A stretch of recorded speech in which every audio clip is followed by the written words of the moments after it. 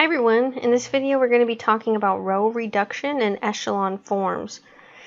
So previously we were working on solving systems of linear equations by rewriting them in the matrix form, and then we use our elementary row operations to rewrite them in reduced echelon form. So we've technically done this in the previous video, but let's get into it. So in the definitions that follow, a non-zero row or column in a matrix means a row or column that contains at least one non-zero entry. So when we say non-zero row or column, it doesn't mean that there's no zeros. It just means that there's at least one number that's not a zero.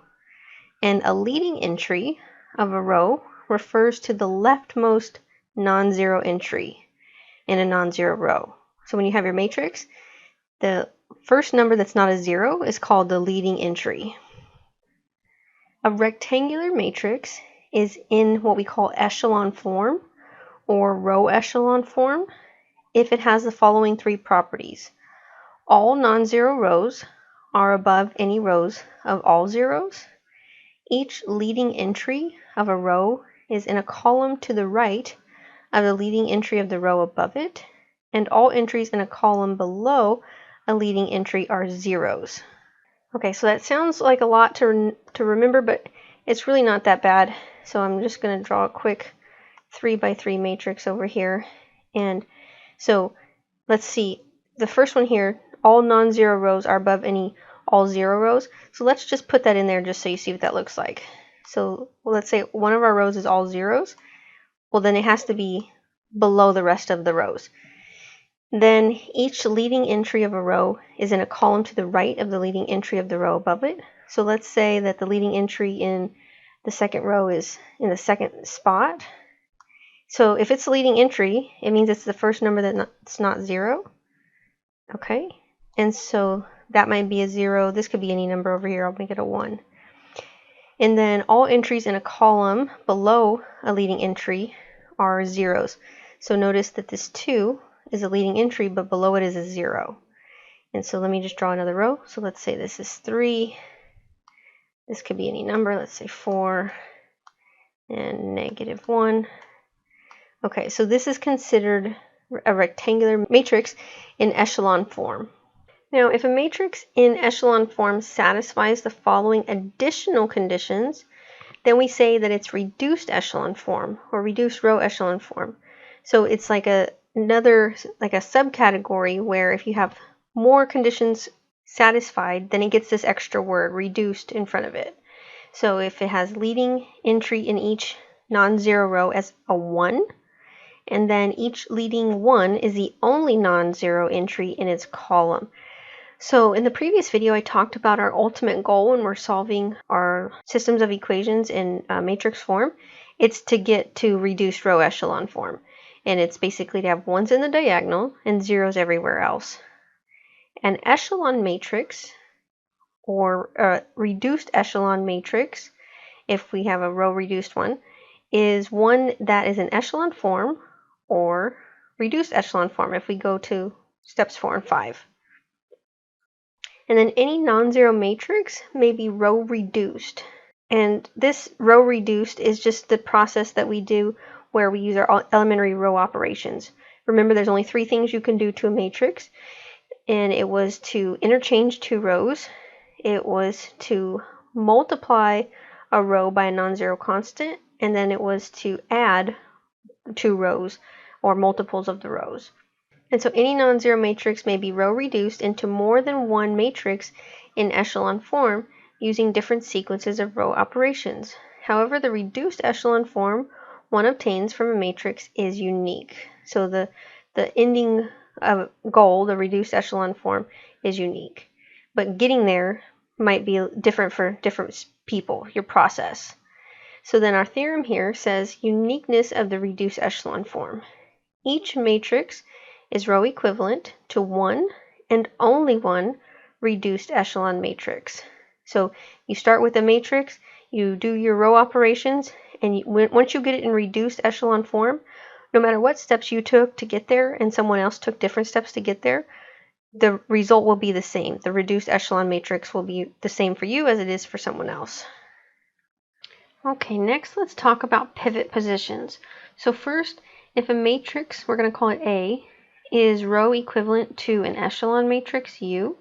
So let's say you started with the original matrix, we call that one A, and then you do your row operations and get it to echelon form, we're calling that one U. Then U is an echelon form of A. And then very similarly, if U is a reduced echelon form, we say it's the reduced echelon form of A. And so a pivot position in a matrix A is a location in the matrix that corresponds to a leading 1 in the reduced echelon form of A. And so a pivot column is a column of A that contains the pivot position. So the pivot position is the entry in your matrix that has a leading 1 in it when you're in reduced echelon form. And then the pivot column is just a column that contains that pivot position. So here's an example.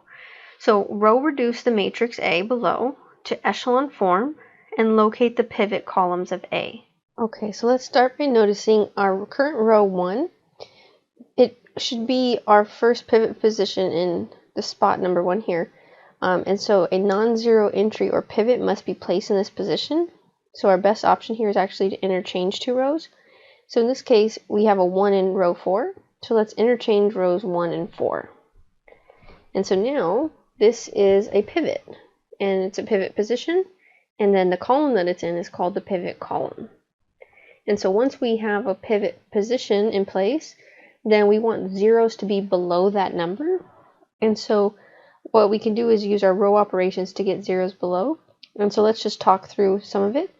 Notice if you wanted to get a 0 right underneath the 1, so a 0 right here in row 2, we could just add rows 1 and 2, and that will give us our 0. So let's just mention that real quick. And remember, in the last video, I mentioned putting notes for what you do so you can keep track of your work, because it is a lot of steps often. So I would just say something off the side like row 1 plus row 2. And then we'll put that on the result in just a minute, you'll see. But look what we'll get. We'll end up getting a 0 right here, because we'll add 1 plus negative 1. Then 4 plus negative 2, this is going to turn into a 2. 5 plus negative 1 would be a 4. And then negative 9 plus 3 would give us negative 6. And then negative 7 plus 1 is negative 6. Okay? And then think about what you could do for row 3 to get a 0 in the pivot column. You could just do 2 times row 1 and then add that to row 3. Oops, row 3. And then that's going to give you what you're looking for, which is a 0 in the pivot column right here. Okay, so let's take a look. And so there's our result, getting zeros underneath our pivot of 1. So next, we move on to the next row. So row 1 has a pivot in the first position. So then remember, for our echelon form, the next pivot has to be, or next leading entry, has to be to the right of the row above it. So our next option would be to make this 2 a 1 eventually. And so right now it's still a pivot. It is the leading entry in this row. And so this is our pivot. Its column is this pivot column. So let's go ahead and make the zeros below it. And so what you could do in this case is negative 5 halves times row 2.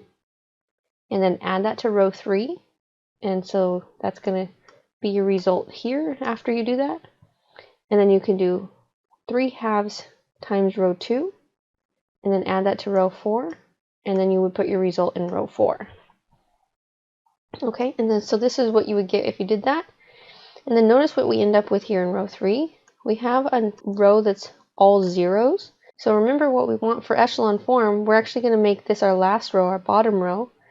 And then notice also we have no way of making a leading entry in column 3. So we have a leading entry in column 1. It's in row 1. We have a leading entry in column 2. It's in row 2. And then even if we interchange these two rows, there's no leading entry possible in the third column because our leading entry is actually in the fourth column. And so this matrix is now in echelon form and reveals that columns 1, 2, and 4 are considered pivot columns. And then your pivots are this position 1, the position of 2, and the position of -5. So we just have our pivot positions labeled from the original matrix A and the pivot columns. So after doing our row reduction, then we can see, going back to the original matrix, where the pivot positions are. So in the reduced form, we got that the pivots are actually 1, 2, and -5.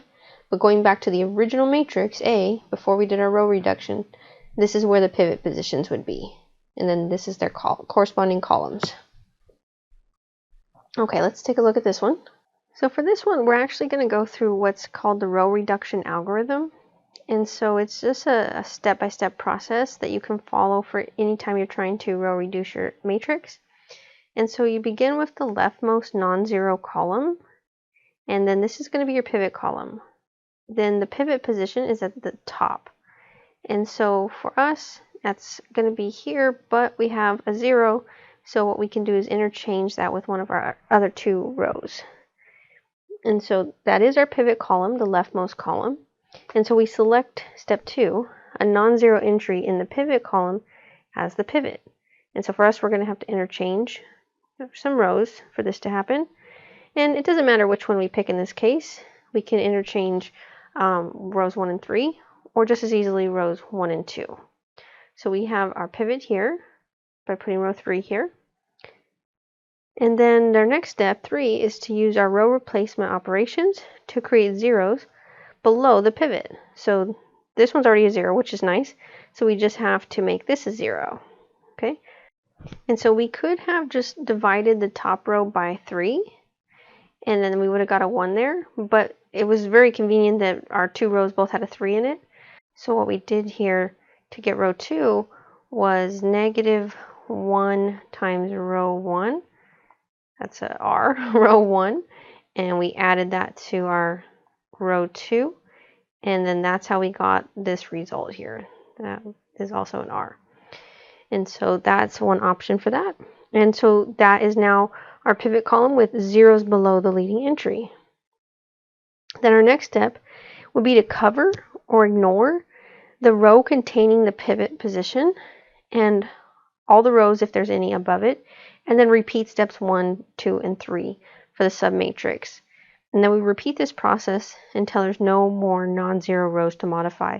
So for us, we just worked on the pivot in row 1, so we would think of like ignoring or covering up that row. So imagine this row 1 being covered up, and so the submatrix we're talking about is underneath it here. So column 2 would be our next pivot column, and so then for step 2, we select the pivot as the top entry in the column, and so in that case it's going to be right here, the 2. And so then we say for step 3, we could do this in 2 steps or 1 if we use a fraction. So what we could do is we could think of this as like dividing by 2, row 2, or timesing by 1/2, and then we can add like negative of that plus row 3, or we could kind of do it all at once and say -3/2 times row 2 and add that to row 3. And that will get rid of this 3 here and give us a 0 in our next pivot column. Okay, so we get the following result when we do that. And then we would cover up that row containing the pivot and then all the rows above it. And so we would only have 1 row left in this case. So then for the last row, our submatrix, we actually don't have to do any work.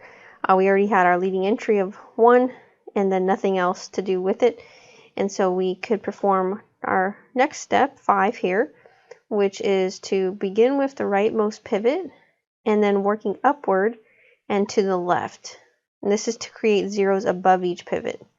And then if a pivot is not 1, you can make it 1, usually by scaling, like timesing by 1 over whatever number it currently is. And so basically what you're doing is, in the beginning, first few steps, you're trying to focus on your pivots and make zeros below them.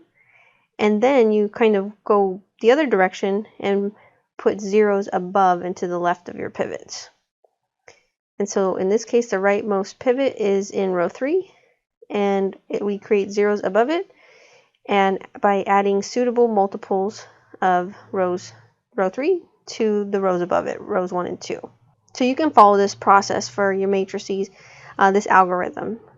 So for our specific example, we're going to get the zeros above our last pivot here. So what we're doing now is we're working our way up and left to get zeros. We could say row 1 plus -6 times row 3. That's how we would get this 0 here. And then in row 2, we would say row 2 plus -2 times row 3 to get this 0 here. And then, so what you're trying to accomplish, we've already have all the zeros below. And so what we want after that is zeros above, in this case, the pivots. Notice we don't have pivots in columns 3 or 4. So we're not going to focus on turning anything to be zeros there. We're just, our next number to focus on is right here. The number right above our next pivot, which was 2. And so our next pivot is in row 2. And what we could do is, we could do this all at once, but we're going to actually do this one in 2 steps. We're going to multiply row 2 by 1/2. So turning that pivot into a nice number 1. And then we can now use row 2 to get a 0 right above here. And so creating that 0 in row 1 in that pivot column here, in our second column, we could say row 1 plus 9 times row 2, and that would give us a 0 in our pivot column. And so the last thing we need to do is get the last pivot to be a 1. And so all we have to do in that case is just times by 1/3. And so here is our result. And this is our reduced echelon form of the original matrix. And notice what we have. We have 1s in our pivots, and then we have zeros below, and then zeros above the pivots. Okay, and again, if it's a square matrix, then you would get 1s in the diagonal, and then zeros everywhere else, unless you had one row that was all zeros. And so the combination of steps 1 through 4, we call that the forward phase. So that was where we focus on the pivots and getting zeros below them. And then step 5 is called the backwards phase. So that's when we move up and left, getting zeros. Okay, so that's our process. And now let's talk about our solutions of linear systems. The row reduction algorithm that we just worked through leads to an explicit description of the solution set of linear system when the algorithm is applied to the augmented matrix of the system. So suppose, for example, the augmented matrix of a linear system has been changed to this one here, its equivalent reduced echelon form. And so if it's an augmented matrix, then the last column is what your equal sign had on the right side, or the answers. And so there's 3 variables because the augmented matrix has 4 columns. So if it had 5 columns, there would be 4 variables. 6 columns, there would be 5 variables, and so on.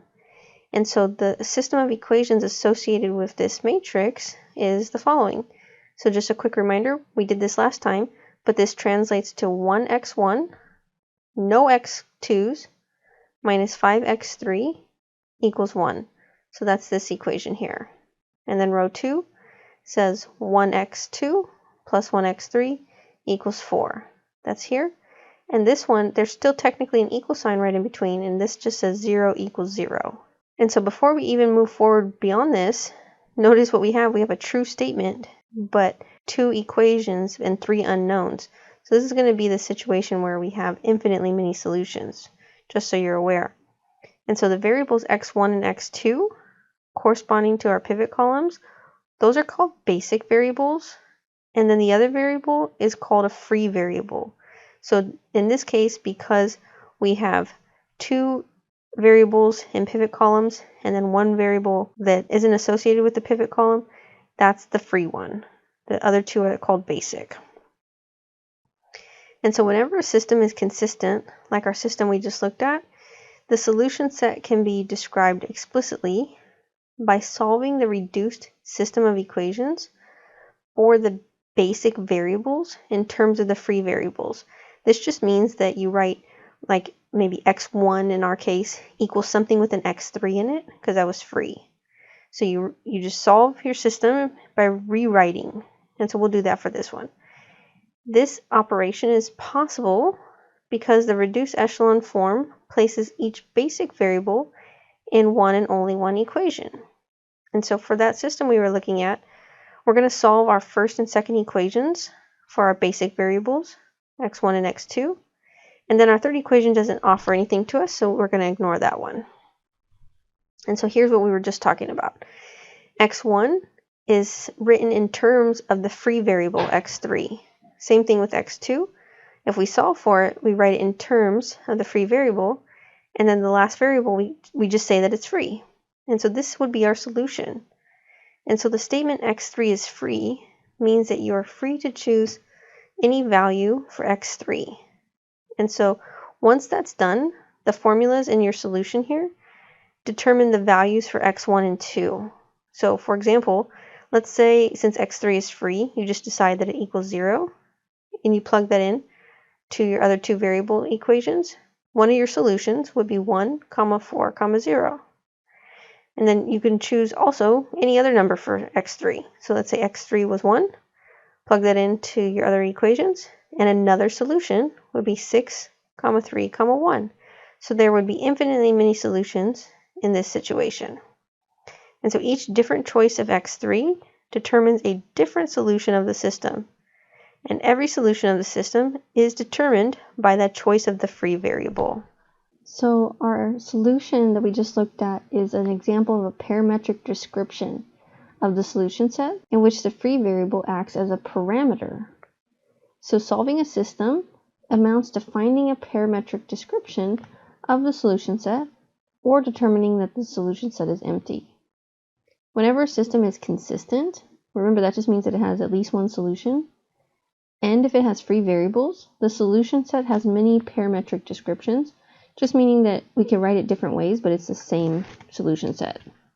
So for instance, from our previous system, our example, we could change our equations and write them as x1 plus 5x2 equals 21, and x2 plus x3 equals 4. But it would still be an equivalent answer or parametric description. We could treat x2 as a parameter and solve for x1 and x3 in terms of that parameter. It would also be an accurate description of the solution set.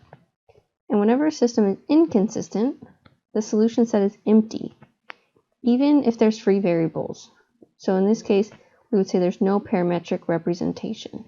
So this is all just to say that there's various ways to write your parametric description of your solution set, but what we tend to do is write our basic variables in terms of our free variable. Okay, so now let's talk about our existence and uniqueness theorem. A linear system is consistent if and only if the rightmost column of the augmented matrix is not a pivot column. Another way to say that is if and only if an echelon form of the augmented matrix has no row that looks like this, zeros and then a number, because that would mean that if you translate it, 0 equals some other number, which is false. So if a linear system is consistent, then the solution set contains either a unique solution, and that would be the case when we don't get any free variables, or infinitely many solutions, like the example we just did, when there's at least one free variable. Okay? So we would have no solution here if we got a row that looked like zeros and then equals a number, and we would get one solution if we solved for all of our variables and none of them were free. And then we would get infinitely many solutions if at least one of our variables turned out to be free. And so using row reduction to solve a linear system, here's our steps. Write the augmented matrix of the system. That would definitely be step 1. You write your system of equations in matrix form. Then step 2, use your row reduction algorithm to obtain an equivalent augmented matrix, and you only have to go as far as echelon form for this step, because at that point you'll know whether or not your system is consistent or inconsistent. If at this step you reduced to echelon form and you find out there's no solution, then you're done. But if you realize you can keep going and it is consistent, there is going to be at least this one solution, then you continue and do your row operations and you go to reduced echelon form. And then once you have that, then you write your system in equations corresponding to your matrix. So basically you take what you wrote in matrix form and put it back as a system of equations. So right here, step 2 would take the longest. Steps 2 and 3 because that's when you're doing your row operations. And then your last step is to rewrite each non-zero equation so that it's in terms of one basic variable expressed in terms of the free variable. Okay, so that's our process. So just take your time when you're doing this and stay organized, write out your steps and what you did, and you'll be able to get through it. All right, that's it. Thanks for watching.